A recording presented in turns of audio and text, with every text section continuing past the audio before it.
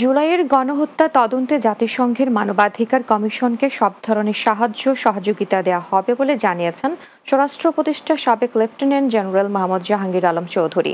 তিনি বলেন, তদন্তের প্রয়োজনে যে কোনো তাদের সহযোগিতা করবে সরকার। মঙ্গলবার দুপুরে জাতিসংঘের মানবাধিকার কমিশনের প্রতিনিধি দলের সঙ্গে বৈঠকের পর সাংবাদিকদের এ তথ্য জানান উপদেষ্টা।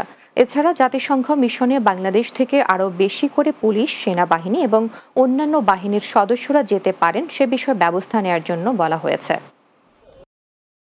আমরা তাদের অ্যাসিওর করছি যে কোনো ব্যাপারে যে কোনো ধরনের সাহায্য সহযোগিতা দরকার আমরা তাদের সাহায্য সহযোগিতা করব।